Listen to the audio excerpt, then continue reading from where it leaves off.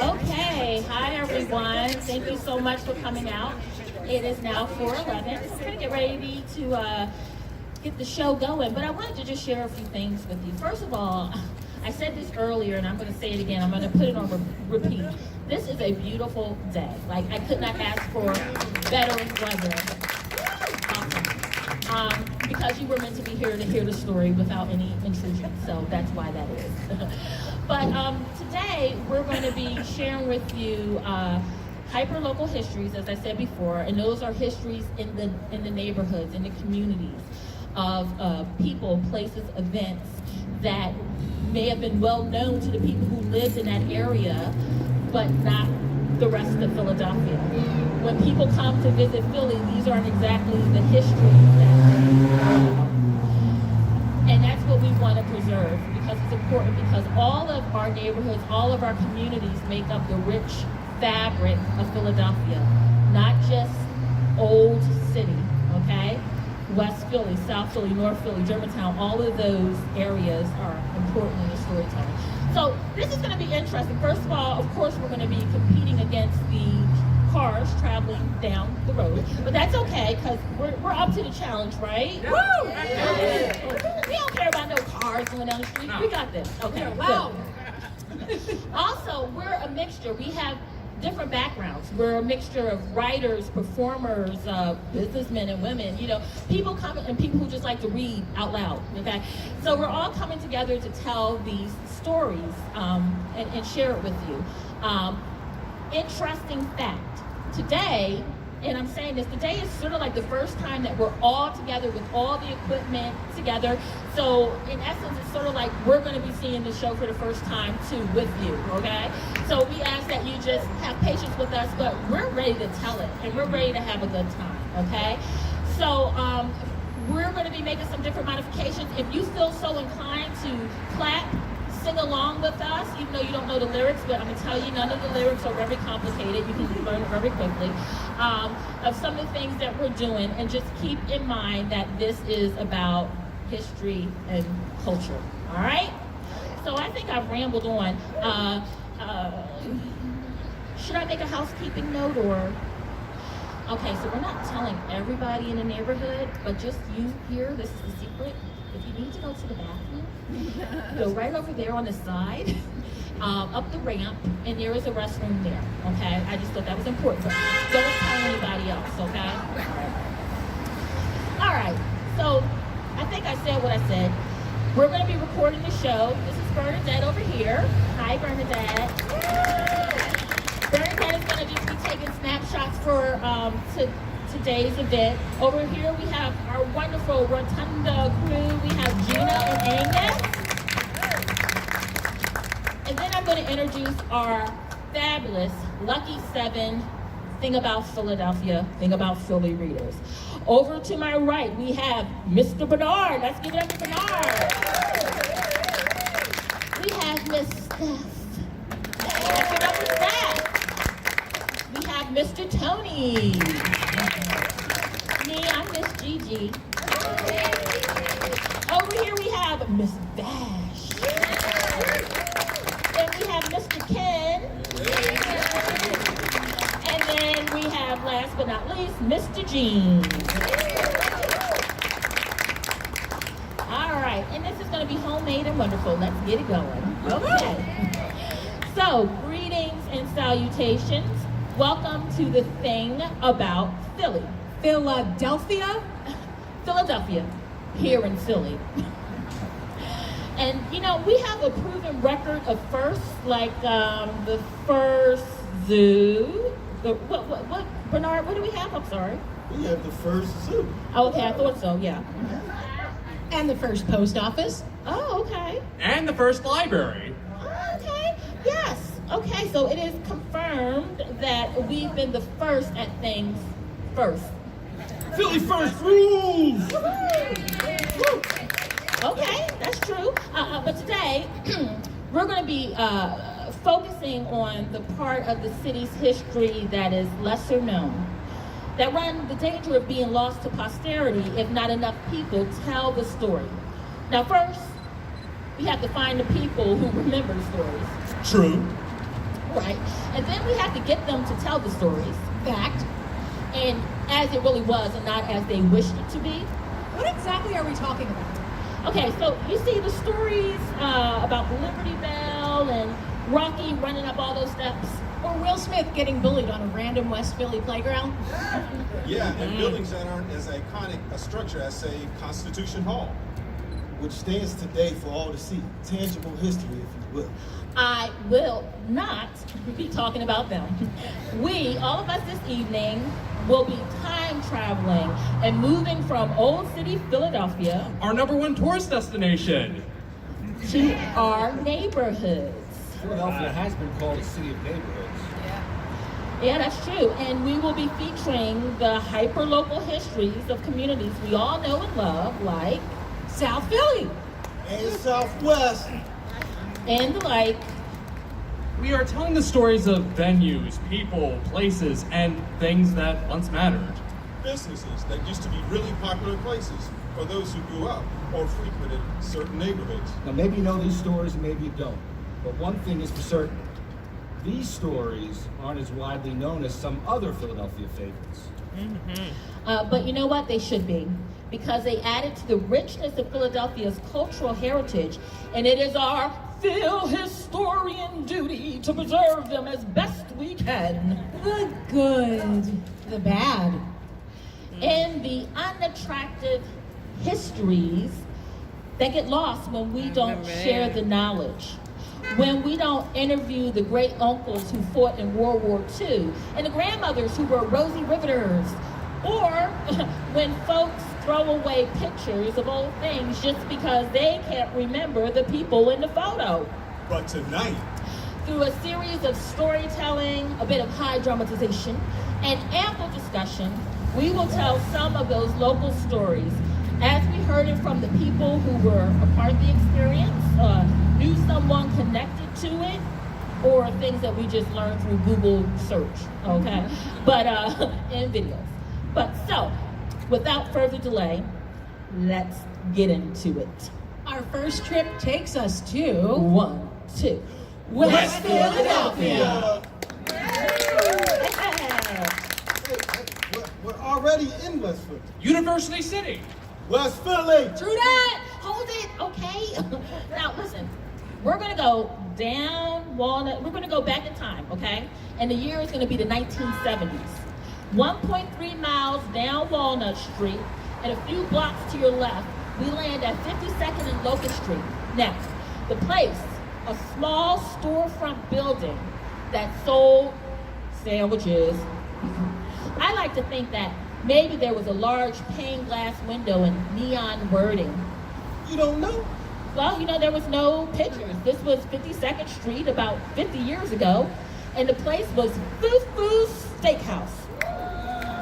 Now, if there was a commercial, I think it went something like this. 5, 6, 7, 8. Foo-Foo's, where the cool people go to eat. Foo-Foo's, then you know it'll be a treat. Foo-Foo's, we got your sandwich with extra meat, so get on down and get groovy. Food Station, home of the Mammoth Gym, located in West Philadelphia. I am sure no commercial ever existed like that. Yeah, but the Mama Jamma did. The Venom. What? Mama Jamma, spelt with 2 M's or 1, depending on who tells the story. The Mamma Jamma was the greasiest, messiest, most delicious cheesesteak in all of Philadelphia at that time. Wait, yo, South Philly, huh? Geno's, Pat's, ring a bell? Yeah, okay, we're talking West Philly history here, okay? And like anybody who parlayed on the strip, that's what we called 52nd Street back in the day, know that from 52nd and Baltimore Avenue to 52nd and Haverford, that was where the action was. A mecca of black excellence in music, fashion, what to eat, and what was hip. And anybody who was anybody, whether you lived in West Philadelphia, North Philly, Logan, or Germantown, knew about Foo-Foo's. I remember on some nights you would see lines of trash trucks double parked down 52nd Street. All these sanitation workers getting off work, was going to get their Mama Jamma sandwiches. There were lines after the clubs let out, too. And before they let in. Hey, I'm from Germantown. Grew up on West Winona Street. Graduated from Germantown High back in 1970. Most of us blacks knew Fufu's was a good place to go to eat, right? Especially after partying, like on 52nd Street, right? Usually after 2 a.m. See, several buddies and myself, all under 21, see, we had snuck into the Aqua Lounge, right? We snuck into the Aqua Lounge, right? Right there on 52nd Street, to see Rashawn Roland Kirk, who was blind and played the 4 wind instruments at the same time with the nose whistle. Hey, he had played this song, Voluntary Slavery, and he could hold a note indefinitely. Circular breathing, as it was called. That was the very first jazz musician that mastered it and actually held the note for like 5-6 minutes. That may be a little too long. Nah, it wasn't. It blew us all away. Must have been like, what, 70, 71, 1972? I remember after the jazz show, we all packed in the Fufu's. Got me a Mama Jamma that's M-A-M-M-A space J-A-M-A with cheese and mayo. Some said all of the grease soaked up the alcohol that most people had been consuming earlier that night. Yep. That's true. A Mama Jamma sandwich certainly wasn't a low-fat meal. Local Philadelphia icon Jerry Blavat The heater with the heater. wrote in his autobiography, You Only Rock Once, his memories of legendary performer Sammy Davis Jr. He was a part of the Rat Pack, right? But a legend in his own standing. I remember Sammy would call me every time he appeared at the Latin Casino. The Latin Casino was a Philadelphia area nightclub that first opened in 1944 at 1309 Walnut Street. Now Sammy would say, Hey, Cat, I know you're going down to West Philly to Fufu's. Get me a Mama Jamma sandwich. "Oh, Sammy, you know I gotta get you the Mama Jamma. What's the visit to Philly without it, eh?"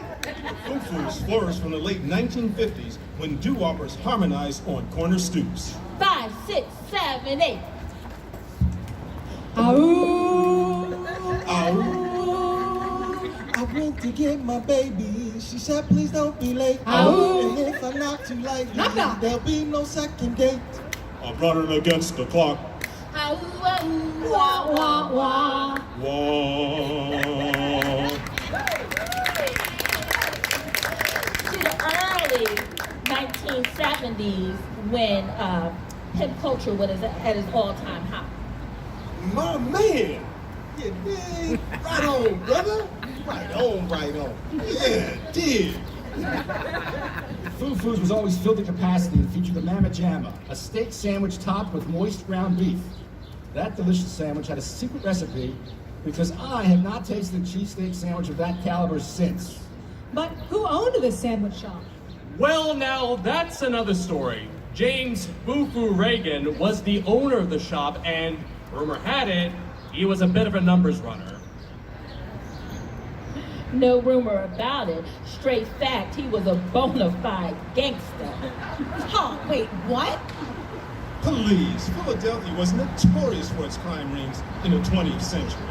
Listen, we all got a little good and a little bad. Speak for yourself. I'm a saint. Oh, please. Well, apparently, James Fufu Reagan was not. As a matter of fact, his name was not only on his storefront, but it peppered many alarming news articles in the early to late 1970s. Fufu had this white caddy, man. It was clean. Rims like mirrors, spots, diamond in the back, sunroof top, digging in the scene with the gangster lean, the whole nine. Any serious-minded hustler had a caddy back in the day. James Fufu Reagan, the way the cop sees it, is West Philly's own Doc Holliday. He's already survived one OK corral and yet some other trouble to boot. Yesterday, Reagan's white caddy was stopped by police. Yes, Apparently, the police stopped James Foo Reagan in his white caddy and confiscated two .32 caliber guns and a stolen police gun, a .38. One of the guns had been used in a shootout with a 26-year-old man. Thing is, James Foo Reagan was a nearly geriatric 57 years old. That's not old.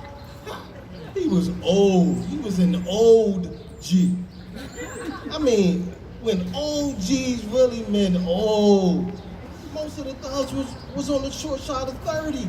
But not James Foo Reagan, who sold more than just sandwiches. He had ties to some unsavory characters. And in the book by former Philly cop Sean Patrick Griffin called Black Brothers Inc., The Violent Rise and Fall of Philadelphia's Black Mafia, they actually showed the ledger where foo-foos had to pay a shakedown street tax. Old heads like Reagan were given a choice when it came to being part of the underworld. You see, Reagan had some street cred for being a numbers man in the early days. But entering in the 1970s, there was a new wave of hustler cropping up. They told him to come out of the rain or stay out in the cold. Yes, James Foo Reagan could hold his own. Some say he had larceny in his heart. But you know the saying, when in Rome, and you know you can't beat them, you know that saying too. Join them. Man, he should have just stepped aside because he was making more than enough money from running numbers and those Mama Jamma sandwiches. Yeah, sure. But being the old materialistic gangster that he was, now some suppose that he had not secreted any money away, and by that time he was too old to take on the younger opposition. So he fell in line. The old saying on the streets used to be, you can't fight City Hall. But then it changed to, you can't buck the system. And that was the system at the time. Good evening. I am Vash B with Ear Witness News. West Philadelphia sandwich shop owner James Foo Reagan soon found himself the middleman in an illicit drug ring that ran from East Coast to the West Coast, and his name has been at the top of the news pages here in Philadelphia for quite some time. I heard that drug dealers would be double parked all along 52nd Street. To get DRUGS? No, to get Mama Jamma sandwiches. Well, there's more in print about his shenanigans than his steak shop. Crazy. Would you buy food from a noted criminal? Absolutely. I mean, it was as good as they said the Mama Jamma was, but we digress. So, what happened to Foo-Foos?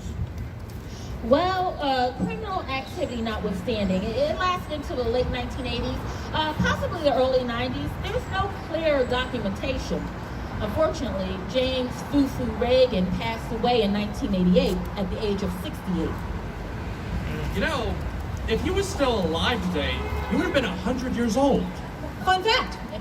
Well, after his passing, ownership of the building was reported to have been taken over by his son. But things was just not the same. And the actual building for Foo-Foos is still standing, although it's no longer a sandwich shop. Wow. I can just imagine the smell of caramelized onions, fresh Amoroso rolls, melted cheese wafting through the air. I can't believe there's no historic marker for this shop. Well, there was the criminal aspect in all of that. But I mean, the shop brought so many people happiness. As well as expanded waistlines. That's just another part of Philadelphia's hyper-local history. Okay, panel, quick review. What say you about this story? Well, I guess I was most impressed that Sammy Davis knew about Foo-Foos and enjoyed the sandwiches. Yeah, even though he looked like he could never consume so many carbs in his life. It's so easy to lose in history if it's not documented. Okay, so let's document it. All right, good, all right. I make a motion. Foo-Foos Steak Shop, home of the Mama Jamma, a part of West Philadelphia's cultural history herein and forevermore. All in favor, say aye. Aye. Who seconds the motion? I second the motion. Great, it's official. So let's get back on track and swing back to the neighborhood. Okay, moving along, our next community of focus is South Philly. South Philadelphia. Oh, in the swinging 1960s, Or should we say the swimming 1960s?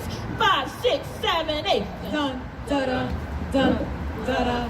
Where do you go to see a porpoise bowl? Or hear a seal serenade? Or watch a dolphin smoke a pack of Winston's or Salem. It is no other than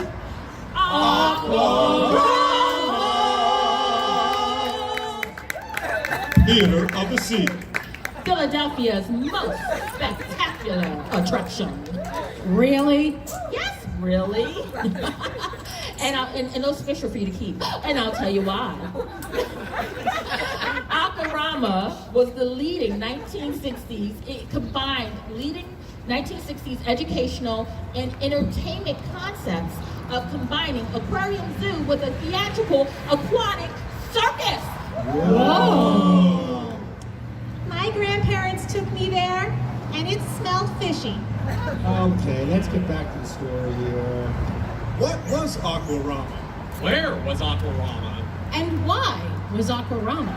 why not?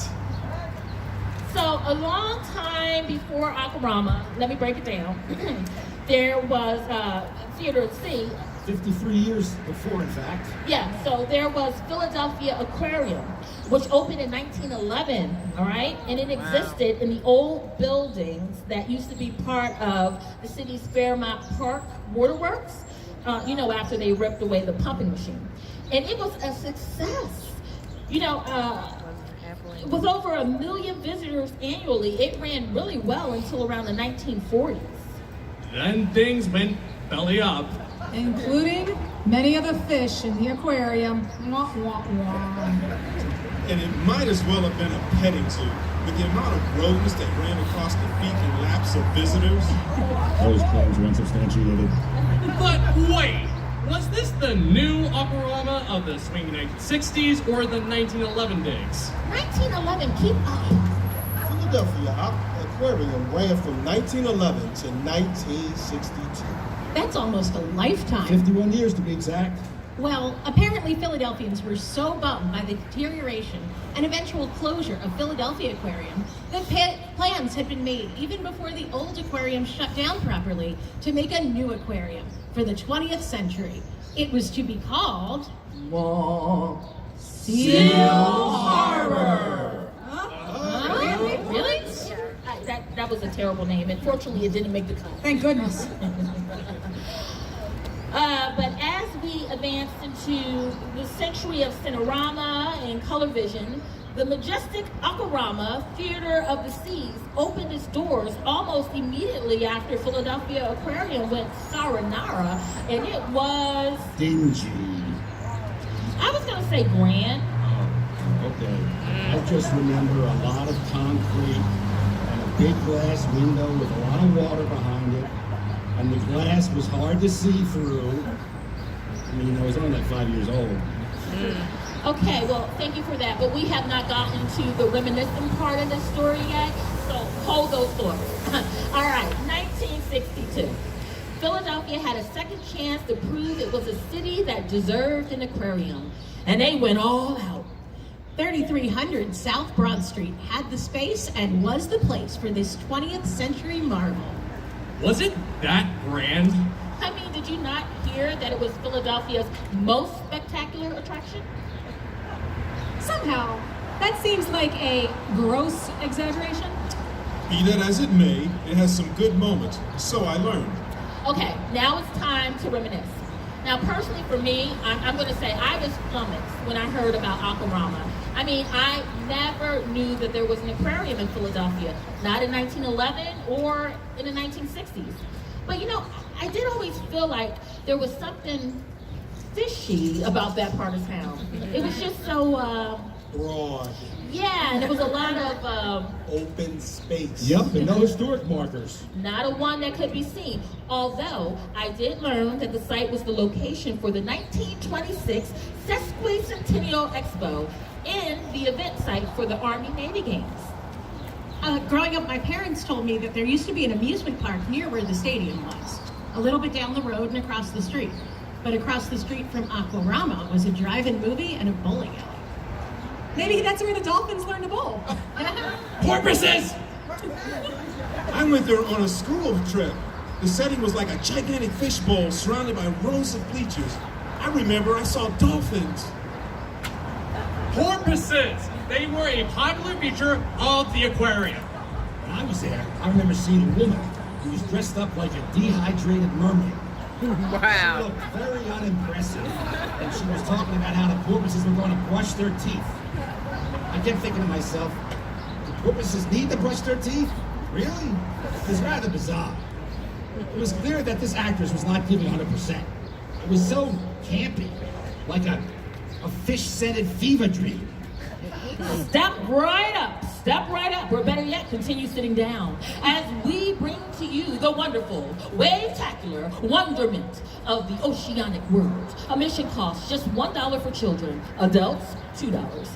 Hours of operation, 10 a.m. to 6 p.m. Shows 4 times daily, and you will get wet. That's right, random announcer. Today, not only will we be featuring, I hope you're all wet enough, not only will we be featuring Willie and Winky, the woe-inspiring whales of Philadelphia, we also now have our South Philly fishy players who will perform for your listening pleasure. Wait for it. Row, row, row your boat. Everyone. Wah, wah, wah, wah, wah. Wah, wah, wah, wah, wah. Wah, wah. That was awesome. Let's give it up for that. Time to get technical. Akurama was designed by architect Erling H. Peterson. His look reflected both international and postmodern architecture. The materials of concrete, steel, and glass blended together to support a cold, sea-like environment. The multi-glass door entrance was doubled to prevent escape of both heat and cool air in the summer. And the exterior of the building was composed of concrete sections of offset angled panels, porticos with multicolored and multi-textured tiles. And all of that was adorned with wave-shaped canopies, symbolizing the ocean. The colors of cream yellow and green predominated. The floors of the building were terrazzo, which sounds like it was 1950s mobster's dream kitchen. You know what? I remember. There was a clown. A real freak. He was always getting into trouble, and the dolphins had to save him. Porpoises! Porpoises. His name was Flippy, and the show went something like this. Flippy, where are you? Yoo-hoo! Over here!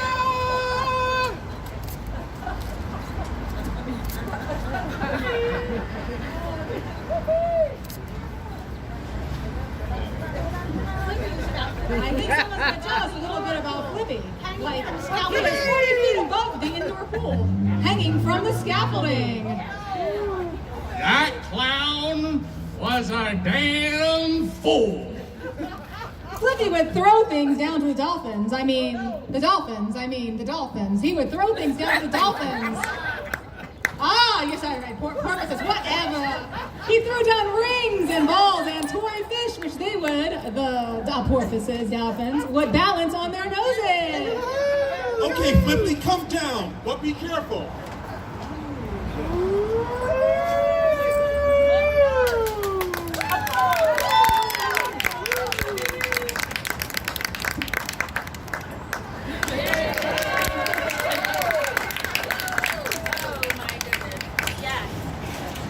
So that was interesting. You know, Flippy will forget things and all that good stuff. And let's continue. Bye-bye, Flippy.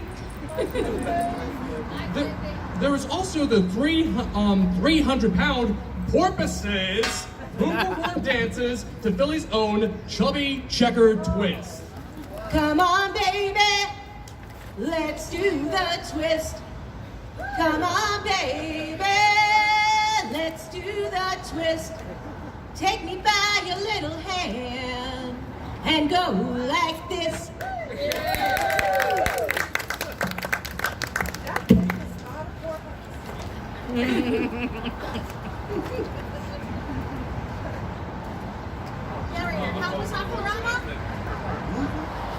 Okay. Alcorama was, as they used to say, groovy. Is that where I am? Yeah. Yes, it was It was groovy. fun. It was family oriented, and they put a lot of activities into the schedule.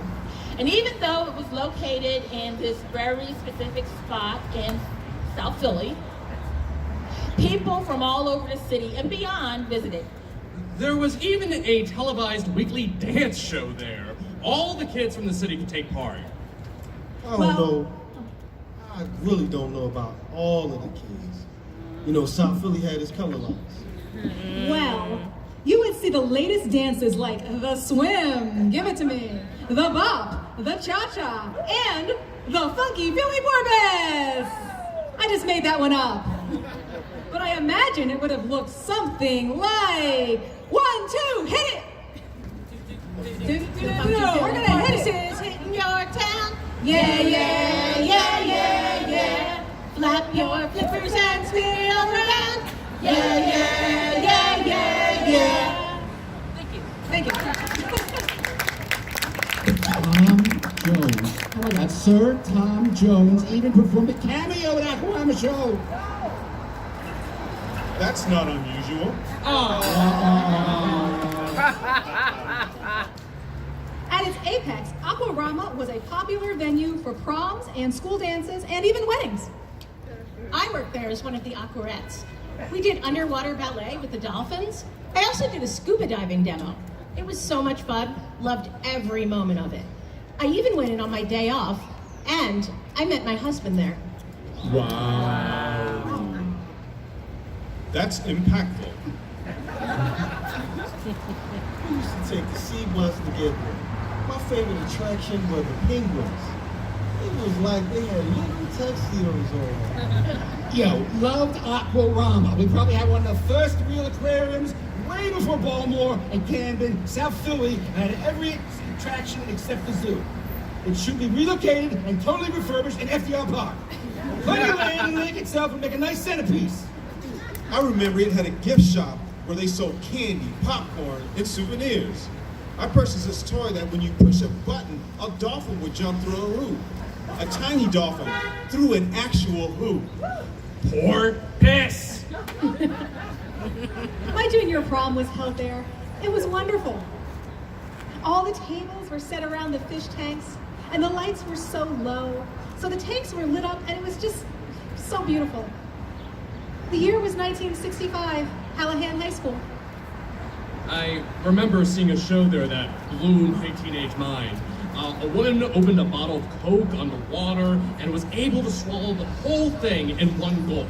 The announcer explained, This is able to be done due to the scientific nature of water pressure. That's hydrostatic pressure due to the forces of gravity. okay. Well, I have no idea if that's true or how water pressure making Coca-Cola come out in one go didn't choke her, but I always remembered it, even 50 years later. My 5th grade class trip went there, all the way from South Plainfield, New Jersey. We were all sitting by the whale tank and getting ready to eat when this big old whale blew its snout and all of this icky aquarium water splashed everything. Water alert! Our bag lunches were ruined, and I was having my favorite that day, tuna. I think that was revenge. Fish are very smart creatures. But like all good things in Philadelphia, Aquarama, Theater of the Sea, ran into some management issues. And that is management sucked, allegedly.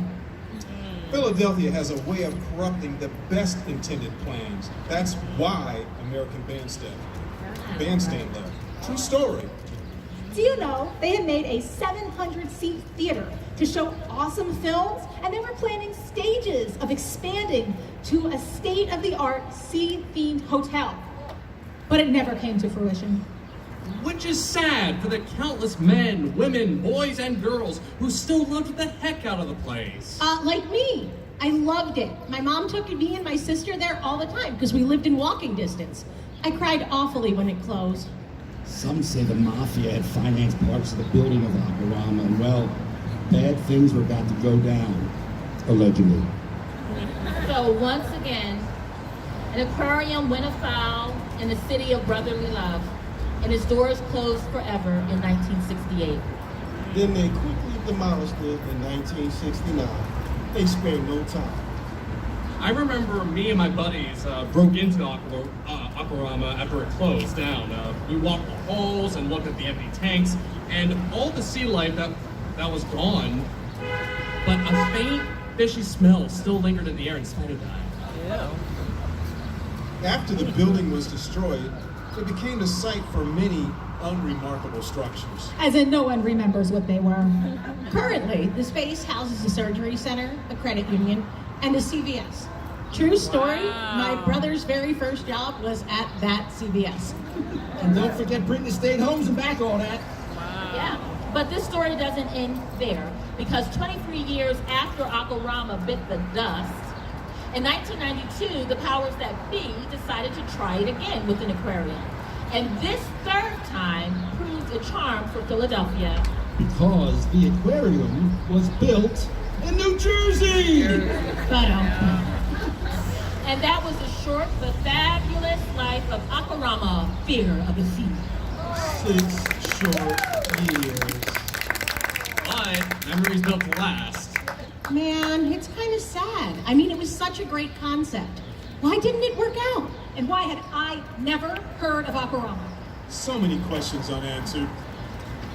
What other Philadelphia things used to exist and are now gone without anyone remembering it because they were all too old? Or dare I say gone? I mean, life doesn't even make sense anymore! Okay, pull it together. You know, for me, Aquarama sounded way more fun than just a regular aquarium. I bet it was. And I bet it was costly. That's why it went under. It cost a lot of money to feed whales, and dolphins, and porpoises, and penguins, and seals, and fish, and guppies, sea turtles, sea monkeys. Thank you for that extensive list, but I'm sure there were no sea monkeys at Aquarama. Sea turtles, on the other hand, live for a long time. I wonder what happened to all the creatures. Some say there was an increase in Philadelphia's seafood restaurants between the years 1968 and 1969, allegedly. Snapper soup! Stop that. That did not happen. I'm sure the zoo took some of the animals. Why can't Philadelphia have nice things? Well, whatever the reason, now back to the 21st century, and it is time to open up the discussion with our audience members. Hold on, wait. We want to learn more. I mean, go into other neighborhoods. This is enlightening stuff, man. This is enlightening stuff. Like, my mind is blown. Okay, well, thank you, enthusiastic reader. Okay, well, listen to this. Hold on, let me get real personal with you. Luckily, the thing about Philly is an ongoing series of performative history retellings. And that means that there will be more shows. There will be more shows. As well as an online walk and talk tour presentation and a podcast series by the same name. The Thing About Philly. Thank you. Now, our next in-person show will be in February of 2022. But for more information, you can kindly look here on your screen, and you can email us at shegg910@gmail.com, or starting in October, look for our new website. Yay! Okay, now let's discuss. Now this is the time that we open it up. So I have a couple of questions. And first I want to start by saying, there's so many local histories going on, and just finding the people to tell you these stories, you know, I figured, what kind of way can you make this kind of engaging and fun and silly, but still actually share the histories? And this was one of the ways that I thought of doing it. I want to just throw out this question. Had anyone heard of foo-foos before? Raise your hand if you had. Okay, so we see some foo-foo-neers over there. Oh, okay. All right, so. Oh, they look like they had white caddies in the back. Oh, yeah, Yeah. So one of the questions I'm going to throw out, especially for the people who've been to foo-foos, are reenactment or kind of telling the story, even though it's just a little essence of it, was it kind of like accurate to a certain extent? And do you anybody care to elaborate a little bit more? Foo-foos, during that part of Philadelphia's history, I don't know if many of you know, but the civil rights movement was kind of coming to an end. Oh, you'll be on the mic? I'm gonna give you the mic. You're going to kill me. I don't want to kill you. Hi everyone, I'm Mark Ivan Branch, and Foo-Foos was one of those treats because at the time I was living in Chester, and we would come up to Philadelphia because my dad had connections as city councilman and with the local Teamsters for equal rights, and they were fighting for those gentlemen that were coming out of Vietnam to get them jobs. So we would go to Mr. Silks. Yeah. And all right. Anyway. Okay. And Foo-Foos, and of course I was no better, much older than 12, and it was one of those treats for the day to be on 52nd Street, meet some of the older men. Stanley, that's your son, Mark? Yeah, that's my son, Mark. Oh, sir. Yeah, and it was very accurately told because it was jammed packed.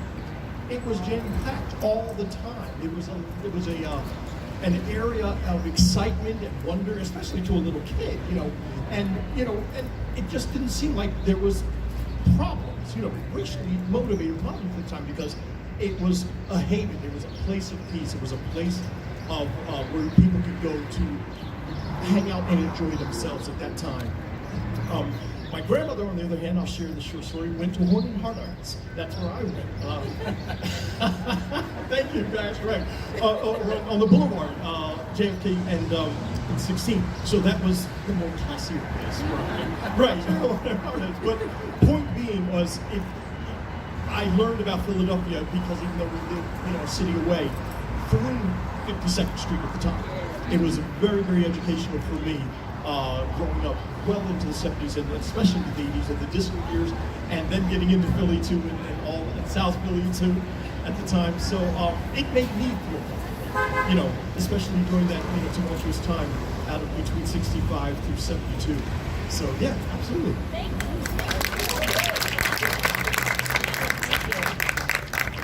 That's wonderful. I was Bernadette, do you have something? Well, Let's give it up for Bernadette, our photographer. the reason why I remember the place is because my mom had taken me to a concert in that area. The name of the theater escapes me. Thank you. Thank you. And after the concert, because she took me to see, who did we see? We saw the Flamingo, the 5 stair steps, and a couple of other groups. And after the show, that's where we went to eat. Oh, okay. Somebody show us hands. The people who had a Mama Jamma sandwich before, was it the best sandwich you ever had, or was it hyped up? No, No, I'm gonna come to you, if I can. Now. Hello. Excuse me. My name is Gregorio Pat Cahoon Jr. I'm the president of the Friends of Malcolm X Memorial Park, 52nd and Pine Street in West Philadelphia. It's a huge park in the city. Back in the day, it was called Black Oak Park, which was a park that nobody wanted to come to, trust me. But Mama Jamma was a heck of a sandwich, and the place was, from the time they opened up in the morning to the time they closed, about 5 the next morning, that place was jam-packed. Everybody that come from the clubs and everything, they went around from Foo-Foos all the way down Locust Street, down 53rd Street. And nobody fought, nobody did anything. Everybody knew who they were, the respect that they had for one another. It was amazing. It was great. You also had Punchies down the street. Punch down the street. And across 52nd Street, you had Krypton Ellis that had barbecue chicken and ribs down through there. And on 52nd and Spruce, where Big George's used to be, there was a club called CO2, Club Kismet, where a group of Delphonics used to rehearse and sing upstairs on the 2nd floor with Linda Creed and Tommy Bell before they became with Kenny Gamble.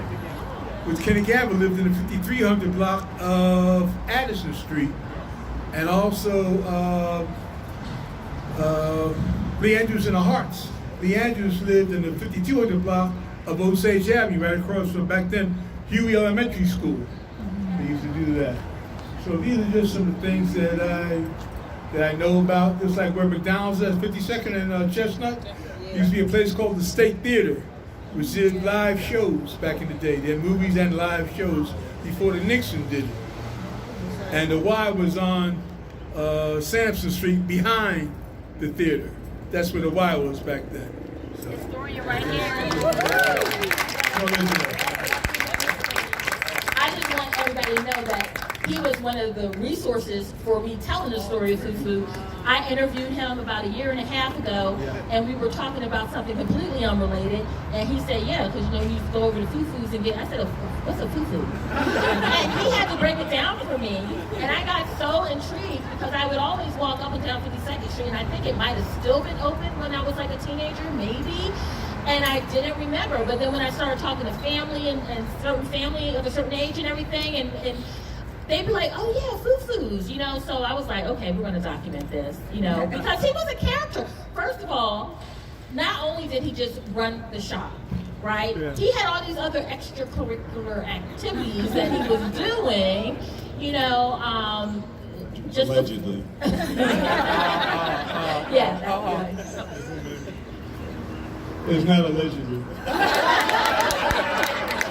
And he was there. He was Yeah. I'm just going to ask about 1 or 2 more questions about Fufu's, and then we're going to move on. But I was talking to a family member, and they said Fufu's is still around somewhere else. Is that still the case?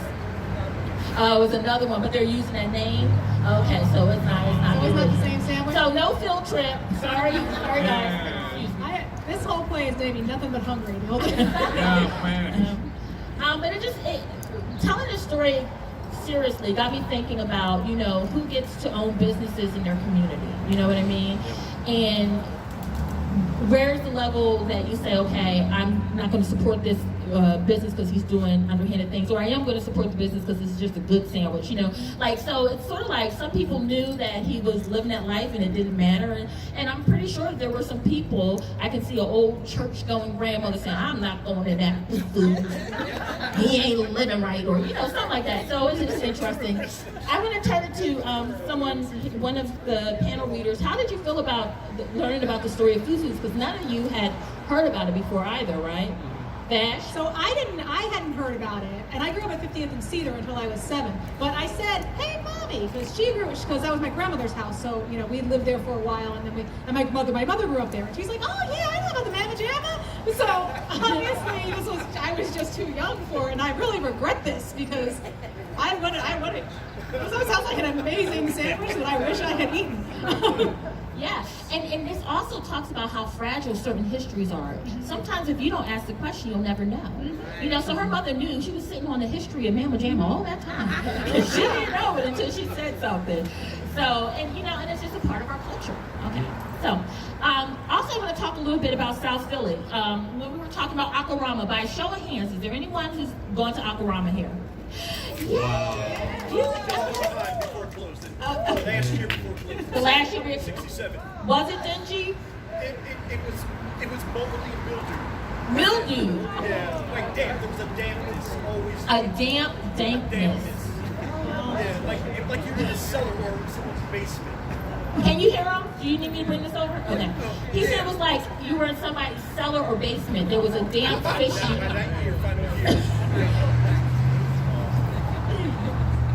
So we went on as a school trip when I was in elementary school, but I forgot all about it until you started talking about it today. Oh, and it was very popular back then, and it was a regular place that you went for school trips.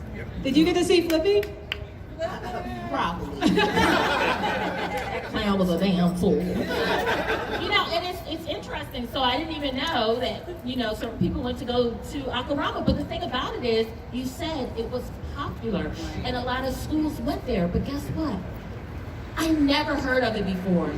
And most of the people here had never heard of it before too. So it also speaks to what do we do to document these histories, even if it was only here for 6 or 7 years.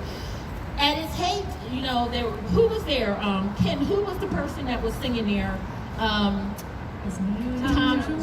Jones, right? Yeah, Tom Jones was there. They had dances there. They had all kinds of activities, and it's just like nobody hears anything about it, right? It's kind of like, I mean, yeah, I can say I grew up in South Philly, and I wound up asking my parents, because they talked a lot about, you know, the history of South. Like, my mom grew up at 4th and Winton until she was 10 and moved to the suburbs, and then moved back, you know, as an adult to South Philly. But I was like, how come you never mentioned Akurama? And she said, well, that was when I was living in the suburbs. I never got to go. But she's like, I'm sure your father knows about it. He's less of a talker. And so I asked him, he's like, oh yeah, I had my junior prom there. It was great. Like, really?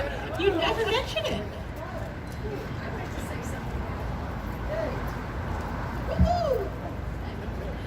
I'm Loretta Lucy Miller, and let's have a round of applause for this wonderful show. Good job.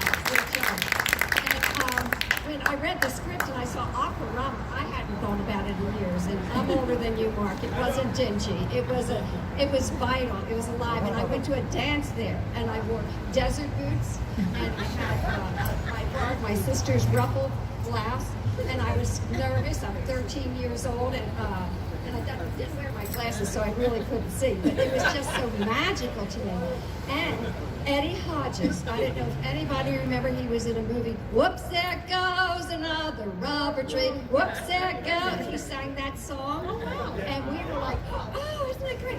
And he looked at me. I knew he wanted to ask me out, but you know, he was listening. But you know, you brought back a special memory. So it was great. thank you so much. And it's so amazing how once we start talking about these stories, things just start popping up. You start remembering different things, you know? So talking a little bit more about what the history and what was going on, I kind of just want to ask people, you know, just telling this story, what were some of the things that kind of came into play for you with talking about Akurama and even talking about fufus? Anything that kind of popped into anyone's head? Anything that you guys were thinking, or other places that you would want to see be a part of the series? You know, stories that maybe not a lot of people know about? Well, you know what, Gigi, I have 2 things. One, I think there should be something about Philadelphia traffic, right? That could be a whole story. The actual traffic? Traffic, Okay. yes. All right. Yes. So, Actually, that's true. There's a lot of interesting things about the Schuylkill Expressway was designed before, I think, I might be wrong, but from what I remember, it was designed before the Eisenhower did the National Expressway. It was designed as transportation with like 1945 traffic in mind, which is why it's so terrible. And they kind of backs themselves into a corner because like on one side of the Schuylkill is rock and on the other side is the water, and they can't expand it, but they based it on the number of cars that were on the road in like 1945. But you know what, how come, some questions for you, right? How come in the Northeast, nobody knows how to drive? Right? How come in North Philly, you double park even with a whole block of available parking, right? So just the different neighborhoods, right? Yeah. But also, as with the whole story today, like it's amazing how Philadelphia is a city of neighborhoods, and we have to be reminded of our neighborhood history. That's right? true. You know, Yeah. these are the type things to keep alive, and you know that's especially for a city and neighborhood that is important because each section, each neighborhood has a long stint in history. Right, and you know what? You brought up something really important when you were talking about traffic. At first I was like, traffic? But you're right. And Steph, what you were talking about, so like I think of Roosevelt Boulevard, right? It's horrendous. I mean, the design for it is terrible, but like you said, I remember reading that it was made back in the day when they didn't expect a lot of traffic, and those green grass strips in the middle of Roosevelt Boulevard were actually designed that people and families could go and have picnics. You can tell how way off they were with their thinking because right? But they actually put that there just thinking that families would go and have picnics there. So we're prepared to spend an hour in Philadelphia traffic. Yeah. to go one block. I have a couple of thoughts, just things that I wanted for additional topics. Does kind of like a true or false question, have the sports always been played in South Philadelphia? And if not, do you remember where they used to be? Didn't the Eagles they used to play up around with Temple? I think it was UPenn around here, Franklin Field. Oh, Franklin Field. Okay, and it was. And baseball was North Philly. And we have someone here too.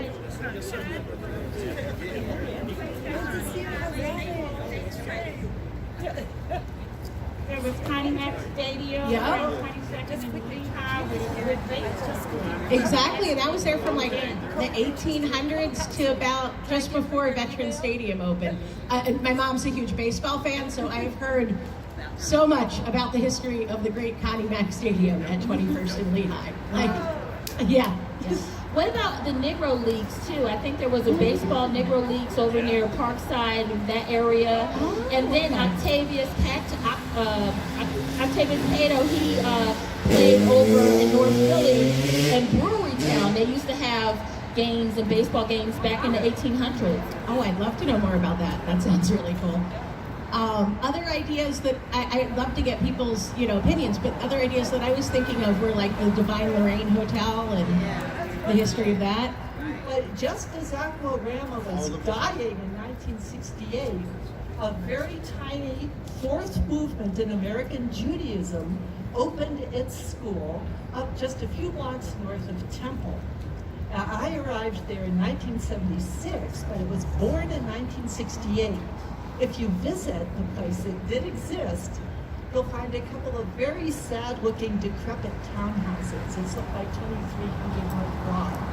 And just across the street, a block or two north, was the renowned Dropsy Institute for Studies of Hebrew and Cognate Languages. It's gone from there also. So it's a whole little neighborhood that's completely changed its essence. The school moved out to the suburbs, and I think lost its soul. Yeah, thank you for sharing that. You bring up a really good point. Part of the reason to tell these stories is because communities do go through metamorphoses, evolutions, and changes. And a way a neighborhood looked 50 years ago may not look the same. And some neighborhoods, unfortunately, disappear altogether. Yep.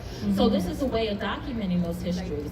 I was talking to one woman, and she said sometimes she hijacks people's memories. And I said, what do you mean? And she told me a story. When she was younger, she heard this story, but she took it on as something that she remembered, but it was way past her time. This is probably like the late 1930s or the 40s. On Pine Street, she said there would be an animal parade, and you would see sheep and cows and all these pigs and everything walking, along Pine Street. And I was like, why was that? Oh, they were going to South Street. Oh, why were they going to South Street? Because that's where the slaughterhouses were. And so the animals were being walked to become meat, unfortunately. But even though it was a sad story for the animals, it really brought to mind like that this is before they had like the big trucks and everything. They were just, how quickly things change. Back when my grandmother was maybe in her, a teenager or 20s, they had the Iceman come around and you get the blocks of ice and all of that. So I don't want to keep everyone too long. We're going to be wrapping it up. But I just wanted to put out there, are there some histories, hyperlocal histories, people, places, events that you think we should put into our series of, what's the name of the show? There's something about Philly. Philadelphia. Philadelphia and Philly. Going forward, because this is something that we not only want to do just for entertainment, but we want to do so that we can create a paper trail, if you will, or create documentation of these different stories, and that could be used for the Springboard or Foundation for other artists or historians and people who just like cultural things. So, any ideas? We heard some things. Oh, here we go. Oh, sorry. I was thinking voting. We've heard some crazy stories about voting near the Italian market, but thank you. Philadelphia voting? Really? No, it's. Yep. Yep. Oh my God. Know that. Yeah, they put up a statue in the city hall. I'm taking this taco. Some say CATO. The statue is on City Hall. It's on the south I knew he was an early activist. I just wasn't aware that he was murdered coming home from the polls. Wow. on South Street. Wow. Yeah, I'm taking taco. Yeah. Yeah. Yeah, I just wanted to mention that we can still remember when the circus would come up the railroad tracks along the Schuylkill, and the elephants and everybody would get off the trains around, 25th and Locust and walk off to wherever they had to be. Oh, wow. Oh, my goodness. Burns said she remembered. Thank you for sharing that. I don't remember that, but I remember my great-grandmother or my grandmother saying that great-grandmom said whenever the circus came to town, it would start to rain. The animals drew water or something like that. Yeah, that's it is true. Yeah. I'm kind of curious, just real quick, if people want to share, if you feel like it, what neighborhood you live in within Philly, and if there's a business or a thing, a memory that stands out from that neighborhood. South Philly, Snockies. Snockies Oyster. Okay. Yeah. Snockies. I always drove by there and said, that sounds like snotty. Any other place? Yeah. One more. Yeah, I'm sorry. No, take it. This is all sharing. Okay, 25th and Pine, we used to have a VFW post in the middle of the block. And when we arrived, it was noisy. But we've lost it, and I watch out for those wherever I am in the city. The old VFW posts. Thank you. Thank you so much, and thank you for sharing. And even when I formally conclude this show, we're still free to talk some more, because this is good stuff. One of the things that I remember, even before I kind of knew that this is where I wanted to go with my sort of like focusing on, like I do many different things, but also having this interest in Philadelphia history and the preservation of communities, especially Black and brown communities, immigrant communities, and communities that don't get a lot of representation, is that when I was a teenager, I guess this was like in the 1990s, I remember I was walking down 57th Street, and at 57th in Baltimore Avenue, there was this beautiful old church.